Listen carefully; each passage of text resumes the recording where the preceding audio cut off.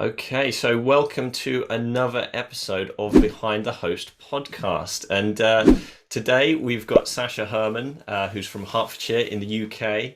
She's the CEO and founder of Jesswood Properties. Sasha is a travel and property specialist, a mentor, a TV presenter, and a best-selling author to boot. So she's featured on Sky TV as a cruise ship guest expert. She's worked in a thriving career as an award-winning sales executive selling globally recognized jewelry brands. And today we're lucky enough to have her on. She's going to be sharing her business and how she got started when COVID hit and brought the cruise industry to a grinding halt at the time. Just before we bring Sasha on and introduce her, I just wanted to shout out Nikki Hutchman, who is part of the hospitality community and also part of Boostly community, or Team Boostly it's now called, who has opened her third rental unit over in Spain. They've had a couple of tough years over in Spain with COVID, as many people have, and she's opened her third unit, welcomed her guests, and things are going well for her. So a big shout out to her. If you haven't already, come and join the hospitality community on Facebook and share your wins every Wednesday, and you might get a shout out on the podcast. So thank you for joining me, Sasha, and yeah, welcome along. Thank you, Liam. It's a pleasure to be here. I'm honoured. Cool. So let's get started by you explaining a bit about your business, where your properties are, how many properties you've got, and the sort of model that you use to operate them. Okay, so yeah, I'm based in Hertfordshire in the UK. I operate about 40 minutes outside of where I live in a place called Luton. I've got 6 properties that I do rent to rent on, and I've just started managing as well. Generally, my market is the contractor market. So it's a very kind of business orientated town where I get a lot of contractors and people that are kind of working, business guests primarily. We do have leisure guests as well, but I started obviously during COVID when all the hotels were closed and everything. So that was the market I was looking to attract initially, because the hotels were closed and contractors were still working at that time and had nowhere to stay. So I kind of saw a niche in the industry, decided to, go out on a whim and set up a property business in the middle of a pandemic. Cool, very brave, very brave. And Yeah. one of the reasons we are so excited about this was talking about some of, first of all, the transferable skills from your previous careers coming into hospitality, the bravery of the move into hospitality at the time you did it as well, because a lot of people were getting out at that time. Yeah. And also because the people listening, I really think they can learn something about those transferable skills, but also about the mindset when going into it as well. So what made you, going back to 2020, what made you make that switch? Okay, well, obviously in 2020, kind of everything had come to a standstill, and my background is actually in entertainment. Mhm. So I've spent, well, many years working as an entertainer abroad and on cruise ships, and I've done a lot of hosting on stage, and on camera, and I'm used to being in front of people. I'm used to talking to people. I learned and became a very confident person doing this kind of industry for about 10 years with regards to working abroad and on cruise ships. So I had very interpersonable skills. I am very good with people. I'm good at building relationships. So when I guess the pandemic hit, obviously I couldn't do cruise ships anymore. I came home for other reasons as well. And TV presenting, there wasn't a great deal happening either, because people weren't going into studios and things like that. The virtual side came later, but at that point I'd already decided that I was going to set up the business, because I thought, okay, I can talk to agents, I can talk to landlords. I didn't have that problem, and I'd stayed in some amazing hotels over the time I'd been working abroad. I was lucky enough to be put up in hotels, luxury hotels.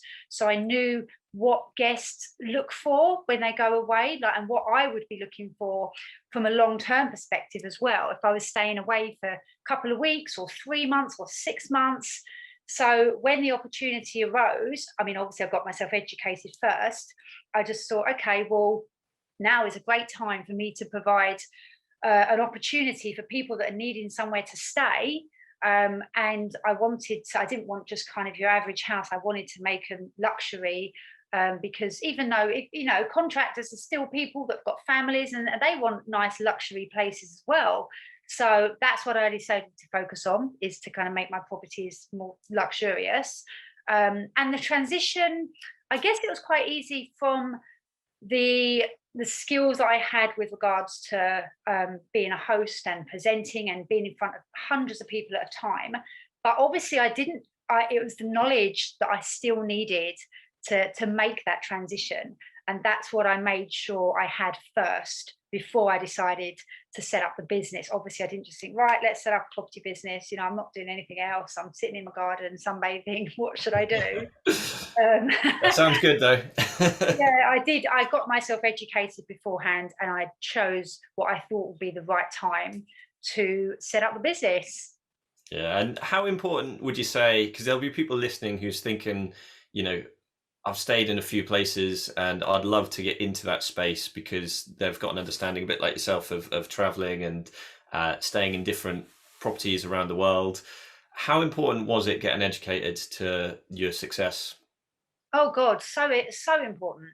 I wouldn't have been able to do what I do now if I hadn't have got educated. It's like when you start a new job, you don't just go in and you expect to know everything that you're doing. You've got people that train you, managers and directors, and they teach you what you're doing. It's exactly the same when you're running or starting your own business. I mean, I never planned, this wasn't in my plans to set up a hospitality property business. That was never in my plans. It just came out of necessity, which is, that's kind of what I talk about in the book as well. But yeah, it's really important. You have to know what you're doing. You have to be educated and know how to run things, not just set it up, but how to start, how to talk to agents and landlords, and how to set up the property from the furnishing aspect and get teams in. Yeah, it's so important. You definitely need to be educated in what you're doing, no matter what it is. And what would you say was your biggest learning curve over the time that you've been doing this? Oh, my biggest learning curve is always to back myself. Like, don't give up when things are hard, which they were in the beginning. It wasn't easy, getting viewings with agents in the middle of a pandemic, but it was easier in the sense that it wasn't so crazy busy, and agents were kind of less stressed and more open to talking about things. And I think when you're first starting out and you don't have a great deal of knowledge and you haven't got your first property yet, you can be very kind of get imposter syndrome and be like, oh my God, like, I don't really know what I'm doing. I don't have the experience. How is anyone going to trust me? Why would anyone give me a property? You really need to back yourself. And my biggest learning curve is just to keep going, just keep being consistent, keep doing what I was doing every day, and believing in myself, believing I had the capabilities to do what was needed to get where I wanted to be. I think that'll resonate with a lot of people listening because, determination and consistency together is a potent mixture for success. And Yeah, that's certainly why, I mean, we've known each other from a few years back yeah, of being in the communities and things like that. And it's great to see how things have grown during that time. And you touched on the book there as well, that you're now part of a book called Hospitable Hosts, yeah, and you're now a best-selling co-author. So how does that yeah. feel? It would seem so. It's an amazing feeling. Like, again, it was not something that I'd planned on doing, being in the book, but when opportunities arise, you say yes and you work out the how later. And obviously being in a book like this with incredible authors, and yourself included, Liam, can't Thank forget you. you. Yeah, it was just an opportunity that I couldn't say no to. And at the time, I didn't really know what to expect from the book or what I really wanted to get from being in the book. I just knew it was an opportunity that I needed to take, and I would like to think that I could give a lot of value to people that were new in the business or have just started out, to listen to someone like myself that was just a normal person, nothing special, that started off, brand new, not knowing really what I was doing, but got myself educated. And I wanted to give those nuggets of wisdom and to help people that might be looking to do a similar thing. And I hope I've done that in the book.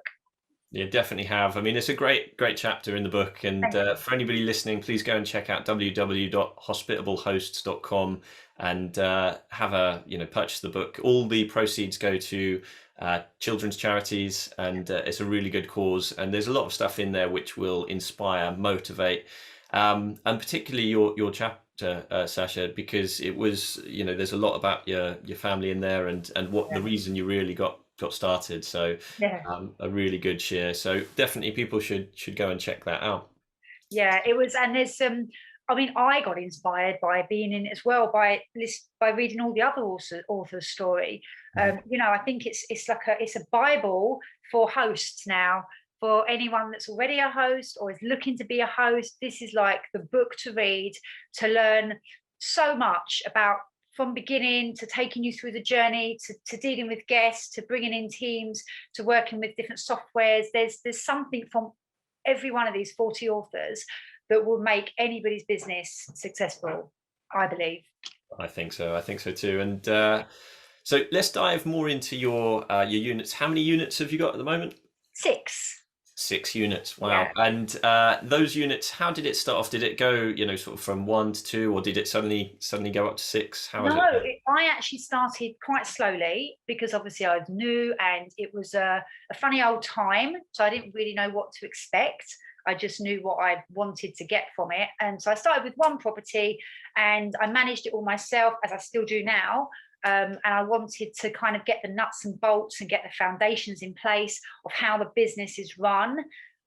Because I know a lot of people that, they'll get a property, maybe take a few shortcuts and just think, I just want to be completely hands off and I'll hand it over straight away, but don't really know the nuts and bolts of the business or the foundations or the time and energy it takes to do it themselves. So how on earth are they going to know if who they're handing it over to is going to do a good job if they don't know it themselves?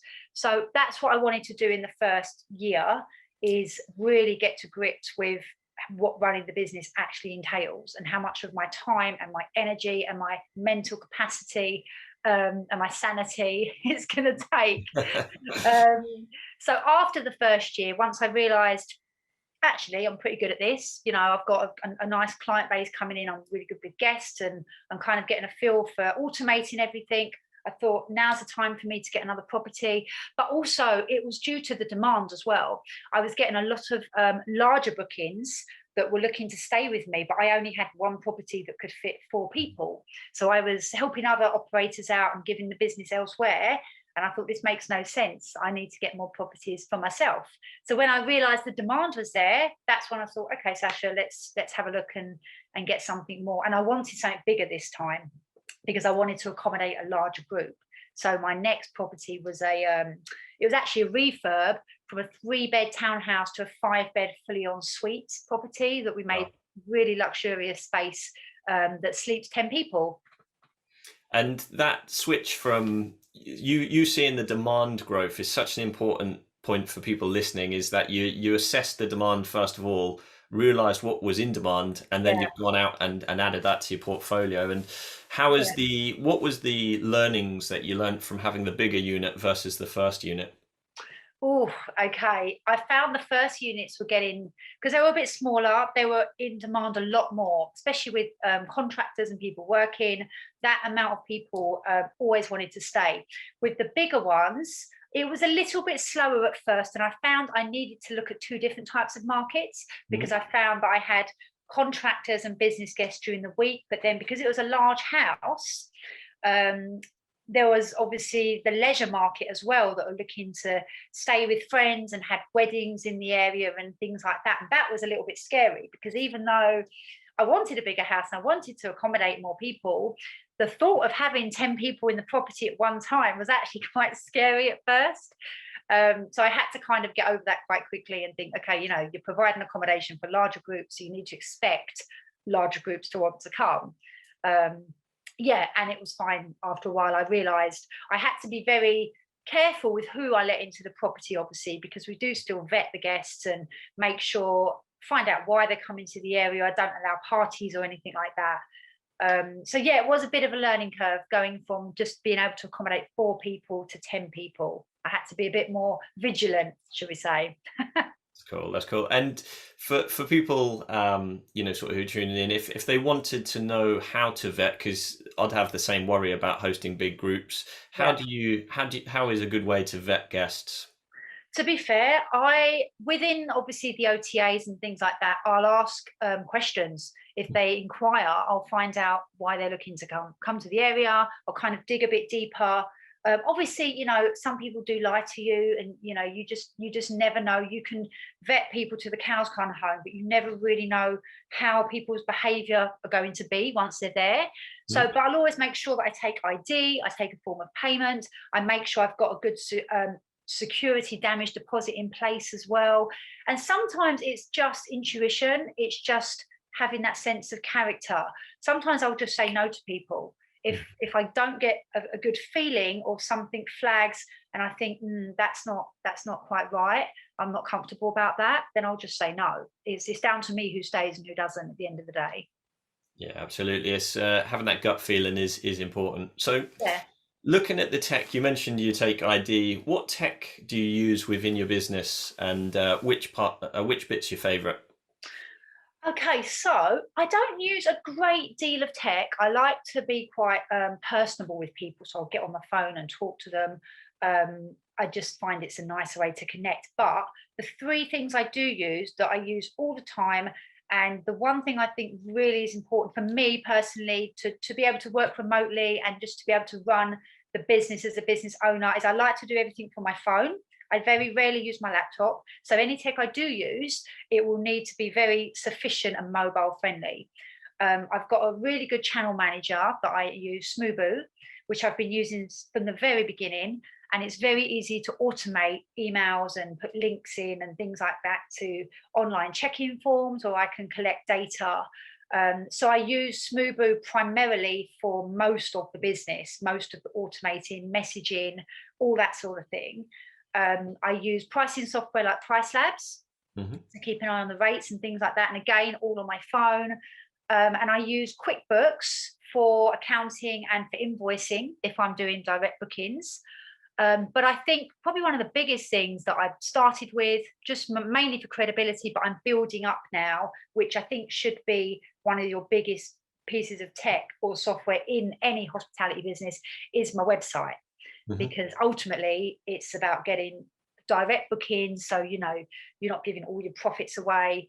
And that's what I'm currently working on improving, That's is cool. the booking direct website, so people can just, and it's a more seamless process as well for people. When I find some of the struggles people have sometimes with some of the OTAs, the website is just a much more easier and convenient way for people to book, and obviously they get a better rate as well. So yeah, I'd say my website, my channel manager Smoobu, QuickBooks, which is a really nice easy interface, and Price Labs. They're kind of my 3 or 4 main tech I things. love the point of the direct booking website as well, because as you know at Boostly, we're all Okay. about direct bookings, and ultimately you can put your own stamp on your website. You can Yeah. you can decide who you host, and you can put your own personality on, so guests kind of know who they're staying with, the type of place they're staying before they come along. Whereas a lot of the online travel agents are very uh, they're not very personable. No. they especially like booking.com, for instance, Yeah. they even prepare your Your description for you. description. Yeah, exactly. It's crazy that you haven't got control over that. So It is having great. your direct booking website is just so important. So Yeah, because like you said, you can put your own stamp on it. It's all about what you want to make it. You can put about yourself and know how you started, and people will buy from people they know, like, and trust. And if you've got a picture of yourself and they can kind of see your story and that you're a professional entity, they're gonna buy from you. They're gonna book with you. Yeah, I think it's definitely having a website is the number one thing in a hospitality business. that's cool. And if anybody is listening, of course, feel free to drop us a message. As that's exactly, we are number one website agency for hospitality in the world. Boostly is, so feel free to drop us a message if you're listening Yeah. and need a website. So, what has been your favorite thing about being a host so far? Is there any guests which are memorable, or any moments which were just like wow moments in the business? My favorite thing about being a host, I think, is when I finally closed on my second property. with the landlord. I'd spent months talking to him and helping him with deciding what to do with the property to make it as profitable as possible. But he had lots of other agents coming to him, offering him higher rates and this and that. But I felt I was the only person that stayed in touch, that would go every couple of weeks to the property, that would help him in any way I could. And I just built that relationship with him, which I don't think the other people did. And then when he finally said he wanted to work with me, I was just like, amazing. Wow, this is incredible. Like, I've just helped him turn. He literally just bought the house. He didn't know what to do with it. He knew he wanted to rent it and get a good income. So I basically spent a good couple of hours with him, probably last January, telling him, you know, what he can do and put on suites in, and just how to make it a more profitable and desirable place for people to stay. And I would have been gutted if I'd have done all that and then he'd have gone with somebody else after all the work that I put in with him. But I've built a great relationship with him. So yeah, I think getting my second property was a huge win for me. But also just interacting with my guests on a daily basis. Like, I am a very personable person, so I will call the bookings manager or call and see how they're getting on. And yeah, I do interact. I send WhatsApp business messages as well. That's kind of my first interaction. But yeah, I like being the backbone, and I like being part of the actual business. I don't kind of automate everything. I still like to know my guests and my clients, as it were. It's one of those things where making people feel at ease, as you do, Sasha, is such a skill, and being able to do that with guests, you know, by doing a quick voice message on WhatsApp, or you know, messaging them across on or giving them a phone call. You know, there's nothing more personable than that, and actually making them feel welcome, understanding the reason that they come to stay, and really giving that top hosting experience. You know, that is really cool. So And I think that that's probably the way that I've interacted with my guests. I haven't sent any emails, like, I haven't done any email marketing, probably something I should do, but I found sending a little WhatsApp voice note or giving them a call is way more productive, and works so much better. And that's probably one of the main reasons that I've got the majority of my direct bookings, and I've managed to retain clients that have booked for 3 days on Airbnb and then stayed 6 months with me direct, is because of how I interact with them. It's because they'll hear my voice rather than get an email.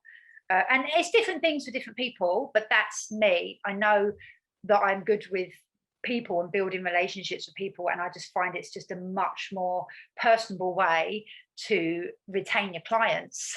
yeah, 100%. When every like big stream hotel is sending across emails, which are very formal, when you've got people staying with you and you can just message them and you know, sort of befriend them really, then Yeah, it makes such a big difference, doesn't it? And then they'll always remember. People forget what you said, what you did, but they remember how you made them feel. And if you make them definitely. feel welcome, then that's one of those And when things you which get keep coming back. amazing reviews from guests that have genuinely had an amazing time, the majority would be about me as a host as opposed to the house itself. Mhm. And obviously, you know, it's important that the house is clean and they love the house. But when people mention me as a host, and that's what really, like, I love that. I'm like, great, I've done, if people remember me, I've done a great job. That's cool. That's cool. And you mentioned that's just you. Is it still just yourself, or do you have a team in place now? I've As your started business? to build a small team of people now. That's cool. After 6 properties, after 2 years and 6 properties, I have started to build a team. I have a business partner now who was kind of with me from the beginning when it came to helping with viewings and things, and now he's like my financial guru, does all my finances and things like that. So he's amazing. But I've also started to bring in VAs as well, for those that don't know the term, virtual assistants, Mhm. to teach them the standard operating procedures and the operations side of the business, because I don't want to be a slave to the business. I do want my own time back, which is what I'm getting now. Mhm. But it is important to kind of teach people how the business runs so you can have that time out. And that's what I'm slowly doing. I've got amazing cleaners for anybody that's, you know, just starting out or is on their journey. Cleaners are like your gold dust. They are the people that you cherish, that you look after, because they will look after you. And finding a good cleaning team is like imperative in this business. So yeah, I've got a good cleaning team. I've got a really good maintenance team. And like I said, I'm just bringing on some VAs to help within the business, because it's not something you can do yourself like forevermore. You have to delegate and bring other people in to help run as well. Exactly. Just giving you that time back is so important, because as you get more properties, you've got more guests, and it's important that you stay on that most the bits you like, but also the bits you're best at. So if there's you who's Yeah. still messaging and talking to your guests or welcoming them, but the standard operating procedures are in place to allow everything else to continue, then that's really cool. Yeah, and that's one thing I realized as well when you were saying about your wow factor. It just kind of occurred to me, talking about having time back. I think one of my biggest wow factors was when I think I woke up one morning and all my properties were booked. They'd all been paid for, and I was like, great, what do I do today then? I can go for lunch. I can work on the business, but my time is my own.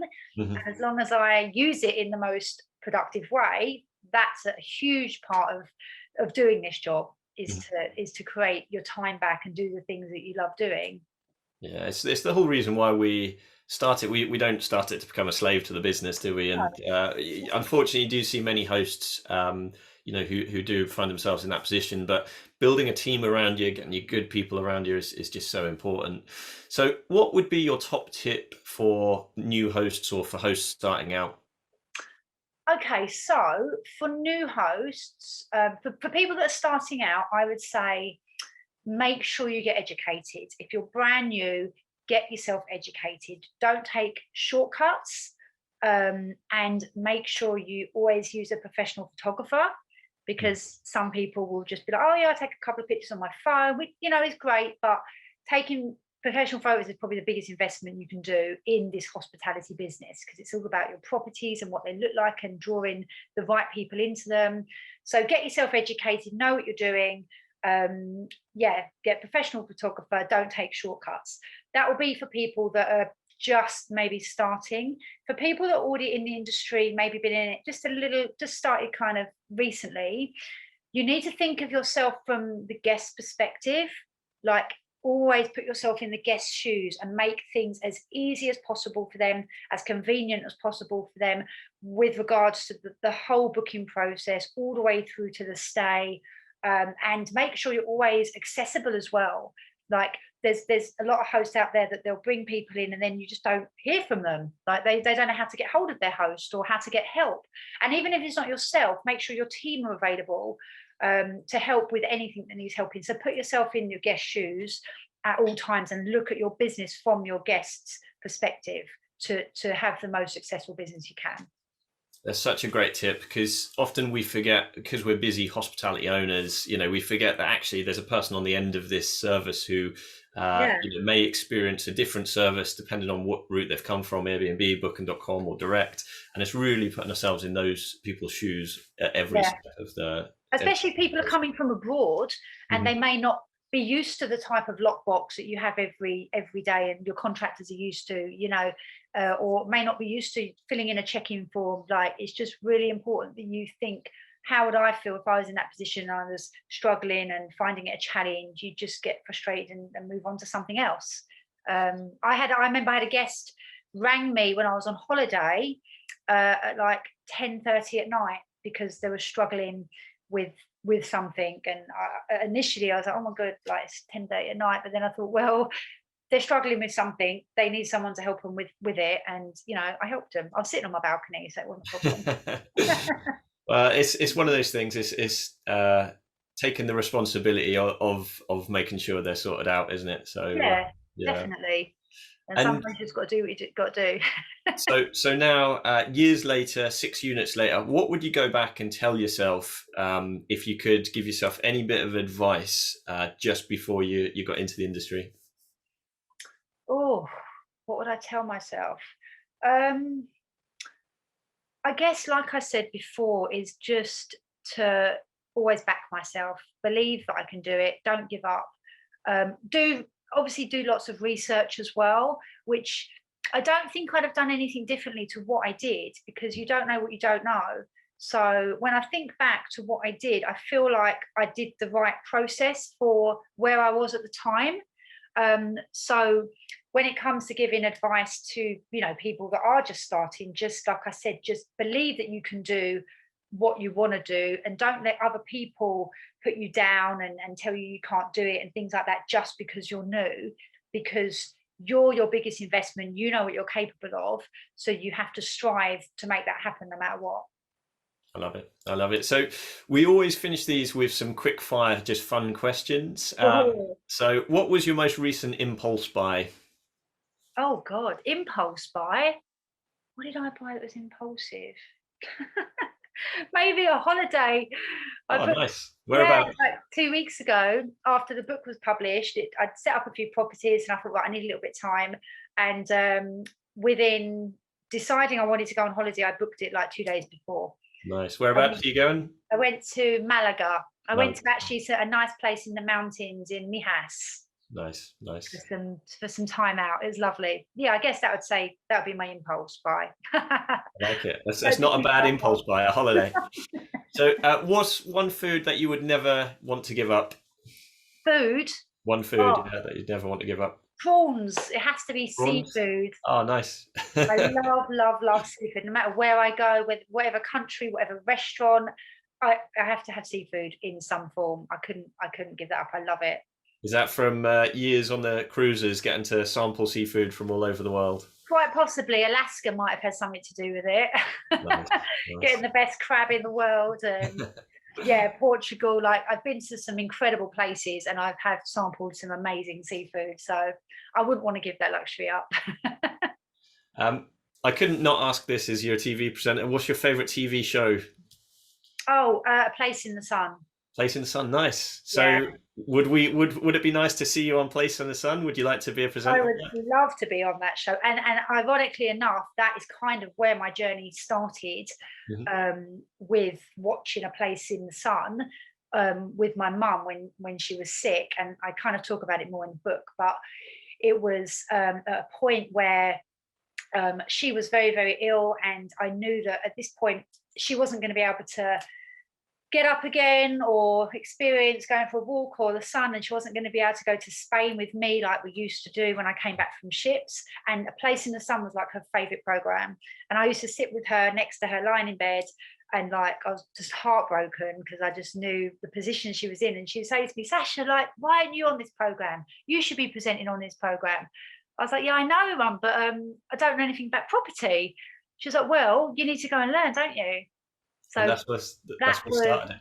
that was catalyst. I thought, well, yeah, okay, you're right. I do need to go and learn, because I had the presenting skills, I had the travel skills, and I actually at that point looked up all the presenters, because I thought sometimes with a presenter you don't really need to know about it. You just read a script, and you need to have an idea and just be very confident with what you're presenting. But when I actually looked into it, all the presenters were property investors. They'd done something in property. So I was like, oh crap, like, I really need to actually learn something. And that's what started it. That was kind of my mum's kind of last wish for me, was to get myself on that program as a presenter. So that's where I started my education, was learning all about property. So yeah, now I'm a little bit closer. Thank you so much for sharing that with us, because it's an amazing catalyst, but also I could see you being a presenter on there. That would be amazing. So if Thank anybody you. listening knows the production team, definitely get in touch with Sasha, and that is an inspirational story. And speaking of which, our last question is, who inspires you? Oh God, so many people inspire me. I tell you, one of the first people that comes to mind who does inspire me is the man himself, Mark Simpson. Oh, awesome. He'll He, be happy. He's probably watching this, so he's he'll be done happy. so much, not just for my business, but for the hundreds and thousands of people, of businesses that he's helped, just with the little tidbits he gives, the value he gives each and every day, these challenges, his book direct playbook. He is so inspiring. And he started just like the rest of us with his granary and, just one house, and then realized there was a market for helping people. And now look what he's achieved. So yeah, I'd say Mark Simpson. That's a great answer. And I know we're biased because he's helped both of our businesses grow. And obviously, we're on the Boostly podcast, but he has truly helped so many people. And even this week, if you're listening to this on the podcast, obviously, I've been gone. But if you're watching this on the Facebook Live, he is doing a 5-day challenge at the moment. Yeah. Which is worth getting involved in. So to help people boost their bookings. So thank you so much, Sasha. So if people wanted to get in touch with you, I've got your Flow page here. What's the best way to reach out to you? Would it be the Flow page? So you can find me on Instagram under Sasha Starlight 79, where my Flow page will be, where there's links to book a call with me if anybody wants to work with me. Obviously, go and buy the book because it's an incredibly inspiring book. That's all on the Flow page. You've got the website jesswithproperties.com, and I'm on Facebook as well as Sasha Herman. So there's a few ways people can get in contact with me. That's cool. And for anybody listening on the podcast, it's www.flowcode.com/page/Sasha Herman. And that will take you through to all of her links. You'll be able to buy a book. And you talked briefly about offering one-to-one mentoring now. Yeah, well, yeah, because I've been doing it for 2 years now, so not as long as some people, but I've realized that I've learned so much in that time that I've definitely got enough experience and knowledge to help other people that are brand new, that are where I was 2 years ago. So I've started helping people that are brand new to the industry and looking to maybe work with someone that isn't like 10 years ahead of them, someone that they can relate to, which is exactly what I did when I first started. I looked at mentors that were just a couple of years ahead of me, and I thought, okay, if they can do that, I can do that. So, and I've had a lot of people asking me for help and how to get into the industry and things. So that's kind of where that kind of arm came from. That wasn't in the plans either, but I like helping people. So that's what I started doing now is one-to-one coaching. Sasha, I'm sure after sharing that story, that's going to have inspired people, and certainly the story in the book as well. You're going to have people reaching out to you in their droves to come and have some training, because, like you say, it's so important. Just somebody who's just ahead of you. Yeah. You learn so much more than somebody who's 10 years ahead of you. So yeah, because it can be demotivating if you think you can't get there. If you work with someone that's got like 100 properties and you're just starting out with your education, you think, oh my God, like, how am I ever going to get to that? And you compare yourself. Whereas you want someone that you can, and kind of is a role model and that you inspire to be like in 2 years' time, on a similar level. So that's just kind of where I came from 2 years ago. So that's what I want to provide to other people that are now in the position I was in then. 100%. And what a nice way to end. So thank you again, Sasha. For everybody who's listening, please come and check out the hospitality community.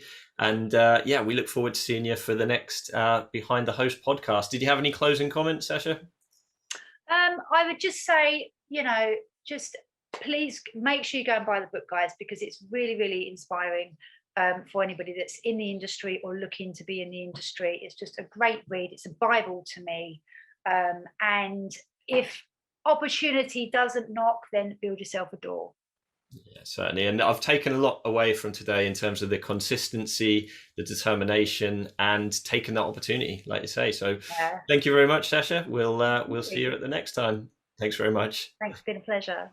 Having a blast, gonna get it on the Boostly podcast. Boostly like Bruce Lee, cause it's so hard and the T is loose leaf. Making up those rhymes, don't write it, just do it loosely.